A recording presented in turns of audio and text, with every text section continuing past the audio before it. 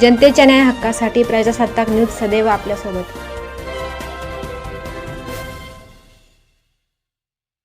संगमनेर येथील मेडिकवर हॉस्पिटलमध्ये कार्यरत असलेले ऑर्थोपेडिक जॉईंट रिप्लेसमेंट, ट्रॉमा आणि arthroscopy surgeon doctor Nikhil Rahangdale यांनी स्पोर्ट्स इंजुरी तसेच गुडघ्याच्या लिगामेंटच्या दुखापतींबाबत रुग्णांना महत्त्वपूर्ण माहिती दिली.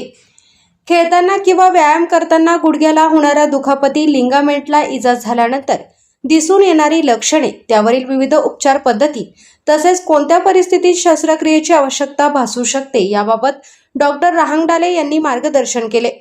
दुखापतीनंतर योग्य वेळी तज्ज्ञ डॉक्टरांचा सल्ला घेणे आणि आवश्यक तपासण्या करून घेणे महत्त्वाचे असल्याचे त्यांनी सांगितले. नमस्कार, मी डॉक्टर निखिल राहंगडाले. मी full time orthopaedic consultant Medicover Sangamner hospital इथे कार्यरत आहे. आज मी स्पोर्ट्स इंजुरी बद्दल सांगणार आहे. स्पोर्ट्स इंजुरीमध्ये मोस्ट कॉमनली जसं खेळाडू असतात किंवा जसं डे टू डे लाईफमध्ये एखादा ट्रॉमा झाला नी जॉईंट मध्ये किंवा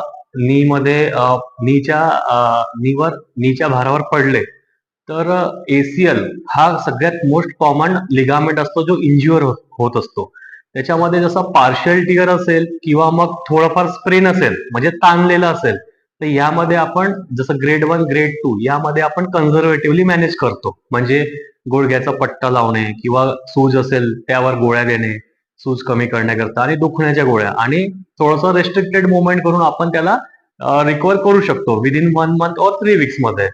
पण जसं कम्प्लीट टिअर असेल तर मग नेमकं काय करायचं, तर मेनली जसं एसीएल कम्प्लीट टिअर असेल तर त्यामध्ये रिकन्स्ट्रक्शन हे खूप इम्पॉर्टंट असतं. विदाउट रिकन्स्ट्रक्शन पेशंट जसं पायऱ्या उतरायचं असेल किंवा चढायचं असेल त्यामध्ये त्रास होतो.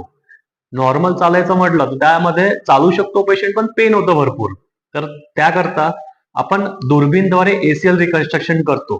तर एसीएल रिकन्स्ट्रक्शन मध्ये 3 फेजेस असतात. जसं फेज 1 मध्ये जसं पेशंट येतो आपल्याकडे तर आपण लगेच ऑपरेट करत नाही.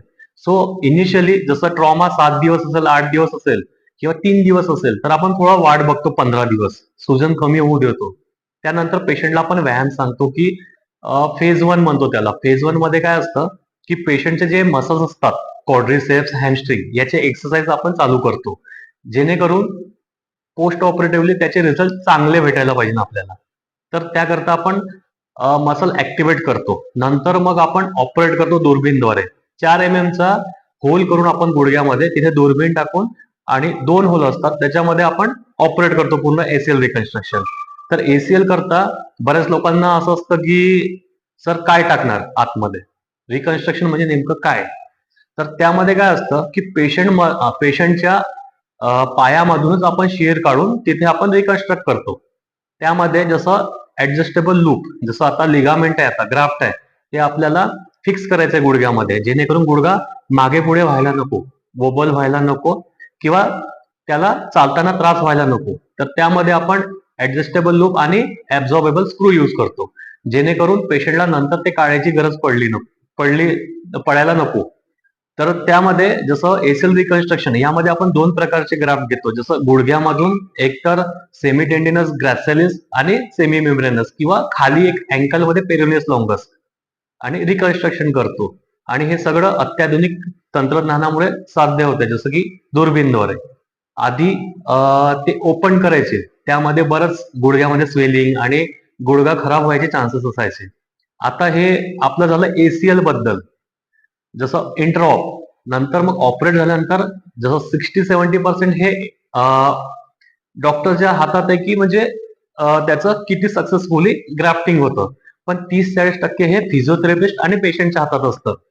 जसं पोस्ट ऑपरेटिव्ह फेज हा खूप इम्पॉर्टंट फेज असतो. त्यामध्ये जर पेशंट 2 ते 2.5 महिने चांगलं फिजिओथेरपी घेत असेल आणि कंटिन्यू व्यायाम करत असेल गुडघ्यांचा तर तो रिकव्हरी त्याची फास्ट होतं. आणि 2.5 ते 3 महिन्यात normal walking, normal running, squatting, cross leg sitting हे सगळं त्याला करणं साध्य होतं.